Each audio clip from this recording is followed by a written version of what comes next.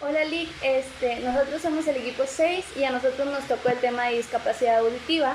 Entonces el libro nos decía que va a ser la dificultad o la imposibilidad de poder utilizar pues el sentido del oído, y para hablar de discapacidad auditiva sí van a usar dos términos, que va a ser la hipoacusia y la sordera. La hipoacusia va a ser la pérdida de la audición de leve a moderada, es decir, esta va a seguir siendo funcional para la vida y las personas son capaces de aprender el lenguaje por medio de la retroalimentación auditiva y es más fácil que lo aprendan de esta manera. Y en la sordera va a ser la pérdida de la audición ya de moderada a profunda. Estas personas es más difícil que aprendan el lenguaje por medio de la audición, entonces ellos lo aprenden por medio de su vista. Para aprender pues esta discapacidad es necesario que entendamos cómo es que funciona el oído, y el oído se va a dividir principalmente en tres partes: el oído externo, oído medio y el oído interno. El oído externo va a estar compuesto por lo que es nuestra oreja y el conducto auditivo externo. Ese va a servir más que nada para que permita el paso de las ondas del sonido. Decía que la oreja iba a ayudar para discriminar de dónde viene el sonido, ya sea de arriba, abajo o alguno de nuestros laterales. Y bueno, el sonido va a viajar por este conducto, que es el conducto auditivo externo, y va a ir a topar en la membrana timpánica. La membrana timpánica va a comenzar a vibrar y entonces ahí vamos a pasar a la siguiente parte de nuestro oído, que es el oído medio. Esta parte es muy pequeña y simplemente está compuesto por tres huesecillos, que va a ser el martillo, el yunque del estribo. Cuando el sonido viaja y llega a topar con la membrana timpánica, esta empieza a vibrar, entonces va a hacer que estos huesecitos empiecen a vibrar también. Cuando comience a vibrar el hueso del estribo, este va a hacer que el sonido pueda llegar a la última parte de nuestro oído, que es el oído interno. Este va a estar compuesto por la cóclea. La cóclea va a tener forma de caracol y va a tener líquido dentro de ella. Entonces, cuando el hueso del estribo comience a vibrar, va a hacer que la cóclea comience a vibrar de la misma manera, haciendo que el líquido se mueva. Entonces va a transformar estas ondas de sonido en un impulso eléctrico para que a través del nervio auditivo pueda llegar a nuestro cerebro y lo podamos procesar como el sonido, y de esta manera podamos escuchar. ¿Cuáles son los indicios que ayudan a las familias o a los maestros a detectar una discapacidad auditiva? Bueno, primero que nada, este, cuando en una familia es ajena a esta situación de que pues no se había presentado un caso así, va a ser muy difícil para ellos el poder detectar o el poder saber que su hijo pues presenta este déficit auditivo. Igualmente ocurre en las primarias, en el kinder, cuando los maestros pues no se habían enfrentado a esta situación. También va a ser difícil para ellos el saber que uno de sus niños está pasando por esta situación. Eh, y pues bueno, una pérdida auditiva que no es detectada y por lo tanto no es tratada, va a ser un problema para los niños, porque pues le va a impedir el que ellos se puedan relacionar con los demás niños, como por ejemplo, pues les va a impedir primeramente el hablar, les va a impedir aprender y les va a impedir el relacionarse. Entonces es por eso muy importante que se haga un diagnóstico y se pueda haber un buen tratamiento para que esto no tenga un impacto negativo en los niños, porque es lo que va a producir. Las pérdidas auditivas que son profundas o que son graves son fáciles de detectar. ¿Por qué? Porque ahí se dan cuenta que hay un problema grave en el niño, que ha perdido totalmente la comunicación. Son graves dificultades, ¿verdad? Lo que va a presentar en lo que es el desarrollo lingüístico. Pero en una pérdida auditiva que es moderada, que no es tan grave, es en donde está el verdadero problema, porque ahí no te vas a dar cuenta o se van a tardar más en saber que el niño tiene esa discapacidad. Entonces, pues hay que tener en cuenta y saber cuáles son los signos de alarma que pueden presentar los niños, para saber si están pasando por una situación así. Como por ejemplo, aquí tenemos las edades, que pues es de 0 a 3 meses. Es normal que un bebé, un recién nacido, que al escuchar un ruido muy fuerte, pues lo primero es que como que se sobresalta. Entonces, si eso no pasa, pues ya sabemos, ese es un signo de alarma, que pueda que algo ande mal en el niño. También, pues que los niños están llorando, la mamá va y con su voz empieza a hablar y se tranquilizan. Entonces, cuando esto tampoco pasa, algo malo hay, ¿verdad? De 3 a 6 meses, pues se va a mantener indiferente con ruidos, no se orienta a la voz de su mamá, no emite sonidos guturales para llamar la atención. De 6 a 9 meses, no va a emitir sílabas. No juega con sus vocalizaciones, repitiéndolas e imitando las de un adulto. Y no atiende a su nombre. Sabemos que pues para que los bebés empiecen a hablar, ellos tienen que escuchar lo que un adulto dice, y así ellos lo van aprendiendo y van intentando. Por eso están las sílabas y lo primero que le empieza a hacer. Cuando no lo empieza a hacer es porque no las está escuchando y no está recibiendo pues ese lenguaje, ese primer lenguaje. De 9 a 12 meses no reconoce cuando le nombran a papá o a mamá, no entiende una negación, y tampoco responde al dame. Pero, por ejemplo, esto de la negación y del dame, cuando se le dice no lo va a entender, a menos que se le haga con señales. Por ejemplo, si le dices dame, te va a dar. Si le dices no, te va a entender. ¿Por qué? Porque ese ya es el lenguaje que están recibiendo, señas. Entonces, con las señas sí van a entender. Pero si le damos una indicación solo con palabras, no van a entender. De 12 a 18 meses, pues no va a señalar objetos, no se entretiene emitiendo o escuchando determinados sonidos, no nombra objetos.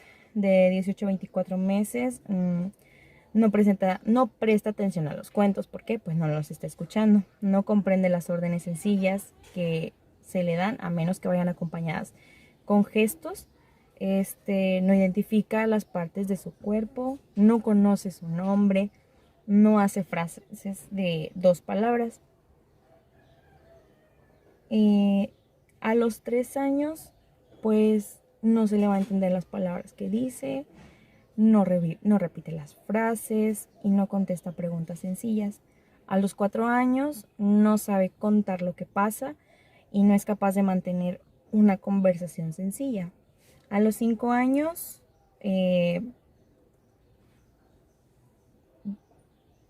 a los 6 se distrae con facilidad.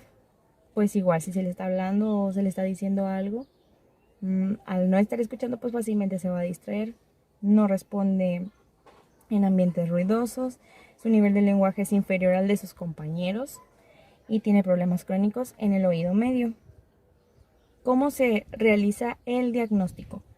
Pues bueno, el diagnóstico tiene que estar dado o realizado por un médico audiólogo, que él mediante determinadas pruebas va a detectar si en el niño existe una discapacidad auditiva. Por ejemplo, los potenciales auditivos de tallo cerebral. Esto se hace en los bebecitos porque pues en ellos no puedes obtener como que una respuesta confiable o voluntaria. Entonces se hace esta prueba que no causa dolor ni es molesto para los bebés. Y pues aquí detecta las señales que llegan al tallo cerebral sobre los sonidos, ¿verdad? También la impedanciometría y el reflejo estepeidal. La primera lo que hace es saber si hay alguna obstrucción o algo que esté interrumpiendo en el oído medio. Y el reflejo, pues es una protección ante un ruido muy fuerte. Entonces, si ese reflejo no se tiene, pues ya es algo malo. Y la audiometría tonal, lo que detecta es cómo es que cada persona percibe los sonidos, si los percibe así muy fuertes o muy bajos.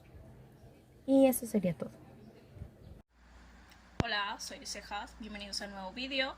No es cierto. Hola Lick, pues no nos extrañe tanto.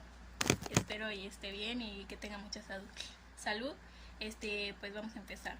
Bueno, pues yo voy a empezar con cuáles son las características generales de la discapacidad auditiva, que va a ser dependiendo de la localización, el grado, el momento de aparición o la causa que la origina, que la localización depende de la localización del lugar donde haya sido lesionado, que va a ser como hipoacusia, que va a ser alteración o lesión en el oído externo o medio, la sordera neurosensorial o de percepción, que va a ser como que lesión en el oído interno o vía auditiva, que va a ser en el sistema nervioso central, la sordera mixta, que puede ser en el oído externo, en el oído medio o en el oído interno. Bueno, y hablando de grado de pérdida auditiva, en este sentido, pues como que una clasificación como que más general va a ser de que pérdida auditiva menor, que va a ser de 20 a 50 decibeles, y de mayor, que va a ser de 50 a 100 decibeles.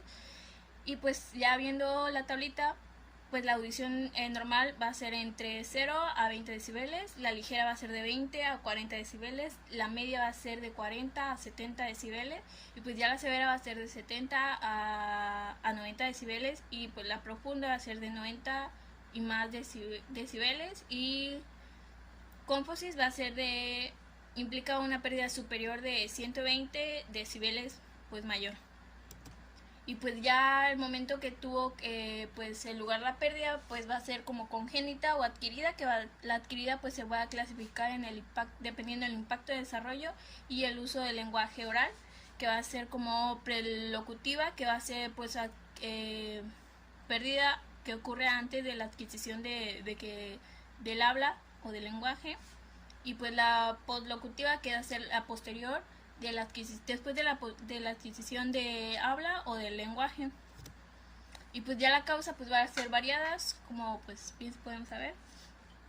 Y pues una de esas son la sordera endógena, que va a ser en familiares como que próximos, la ligada a dotaciones genéticas, problemas durante el embarazo, problemas que ocurren en el nacimiento o pues durante el parto, o pues puede ser después del parto, pero pues unos días después, y padecimientos de otitis crónica o meningitis, o enfermedades como la parotiditis o sarampión. Y pues en general, pues cuáles son las principales opciones de tratamiento para los niños con discapacidad. Bueno, va a ser la cirugía, el implante coclear y el auxiliar auditivo, que va a ser el auxiliar auditivo. Se divide como que hay 5 auxiliares auditivos, que va a ser en caja, en curveta, el intraaurticular, el intracraneal y el adaptado con armazón a los lentes. Bueno, pues ahí. Y pues independientemente pues, de este apoyo antes mencionado, pues también va a tener como que diferentes formas también de comunicación, porque pues tiene como que comunicarse. Y pues una va a ser la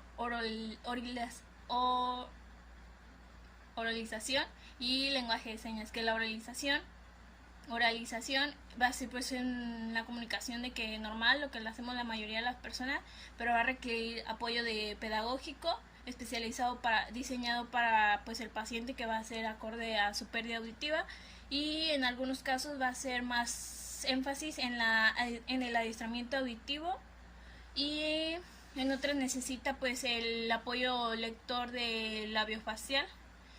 Y pues el otro que se puede realizar la comunicación va a ser en lenguaje de señas, que va a ser como de que muchas personas lo realizan, más pues las personas con discapacidades como de que más severas. El siguiente subtema son los recursos necesarios para la integración del niño en la escuela. y nos mencionaba que todo alumno con discapacidad auditiva pues necesitaba una serie de adecuaciones para lograr su aprendizaje, y nos mencionaba también dos aspectos fundamentales para el logro de estos, que era el primero era aprovechar al máximo los restos auditivos, y el segundo, facilitar la comunicación, y esto para que el niño pudiera desenvolverse de una mejor forma tanto con sus compañeros como con el maestro. Y también nos decía que era importante que el aula tuviera de apoyos visuales para que esto le llamara la atención al niño y así desenvolverse en lo que es en el ámbito de aprendizaje. Bueno, el siguiente subtema es facilitar la inclusión del niño con discapacidad auditiva en la escuela, y nos mencionaba que era importante tomar en cuenta los dos perfiles que se pueden encontrar en estos niños, que el primero era el alumno que desarrollaba lo que era el canal auditivo para lograr su mejor aprendizaje, y que en este iba a desarrollar pues lo que era la lengua oral de manera natural, y que gracias a esto pues el niño iba a poder comunicarse de manera normal con sus compañeros y con el maestro. El otro perfil era el niño que utilizaba la vista para lograr su comunicación, y que esto los hacían de manera en la cual utilizaban sus manos, o sea, lo que era la lengua de señas. Bueno, prosigamos con el siguiente tema, que es ¿qué se les recomienda a alumnos con compañeros con discapacidad auditiva? Bueno, nos dice que se les recomienda que para que ayuden a integrarse a esa persona, a ese alumno, a ese compañero, el cual tiene una discapacidad auditiva, se recomienda que encuentren una forma para comunicarse mejor con ellos, para que de esta forma el alumno pueda participar en las actividades y a la vez se siente integrado en el grupo.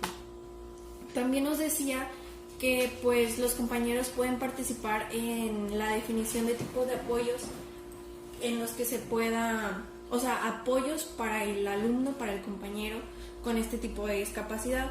Ahí nos mostraba un ejemplo de que, por ejemplo, si se necesita que haya menos ruido en el salón, en el caso de que el compañero tenga hipoacusia, y para evitar que escuche más el ruido de afuera que el de la clase, pues se podrían poner en las paredes cartones de huevo para así como que ocluir el ruido del exterior y que sea más escuchado el ruido del interior, en la clase.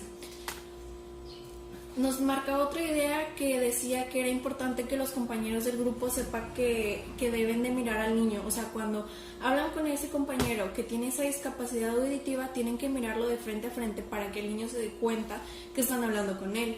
Además, si tiene ese problema de audición, para poderlos escuchar tiene que ponerles más atención, y por ello tiene que darse cuenta que están hablando con él. Por ello eso es muy importante. Otra cosa que nos decía que era importante era que si el niño que presenta esta discapacidad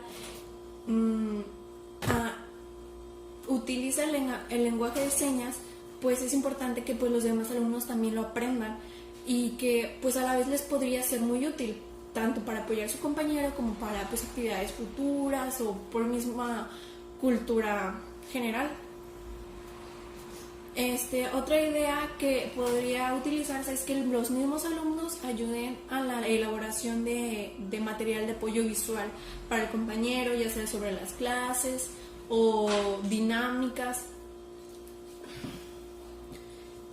También nos decía que pues es importante que se conozcan las orientaciones desde el enfoque bilingüe para la atención educativa de alumnos sordos que cursan la educación básica, para que de esta manera establecer como que un programa o una propuesta adecuada para los alumnos que presentan esta discapacidad y utilizan pues el lenguaje de señas.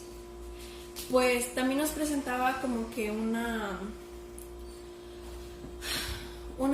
sección de datos numéricos que se llama numeralgia, que nos hablaba sobre el total de escuelas de educación básica del país, que son en total 224.326, de las cuales solo el 6% atienden a alumnos con discapacidad auditiva, como se ve en esta gráfica. Y nos decía que de las 40.790 escuelas de PEC, solo el 10% brindan atención a estudiantes con esta discapacidad, como se ve en la gráfica. Bueno, en las entidades con mayor porcentaje de escuelas PEC, o sea, programa de escuelas de calidad, que atienden a alumnos con discapacidad auditiva se va a encontrar Yucatán con un 15%, Quintana Roo igual con un 15% y Sinaloa con un 14.5%. Y en las entidades con menor porcentaje de escuelas PEC que atienden a estas personas con discapacidad auditiva se va a encontrar Oaxaca, Guerrero y Guanajuato. Y pasando a las personas reconocidas, pues nos habla de que es importante conocer la historia de algunas personalidades con esta discapacidad que pues pudieron triunfar a pesar de esta limitación, y que estos maestros conozcan y puedan dar a conocer esta información a sus alumnos o a personas para que sepan que no por tener una discapacidad no vas a poder triunfar en algo o que esto sea una limitación. Bueno, y algunas personas con discapacidad auditiva que pudieron como que triunfar y ser algo, está Thomas Alva Edison, que es un inventor estadounidense, Luis Buñuel, que es un cineasta español, Helen Keller, que es una escritora, activista y profesora estadounidense, y también está Ryan Adams, que es un cantante y compositor estadounidense, y pues entre otros. Podrían escuchar con la utilización de ciertos aparatos que la ayuden en...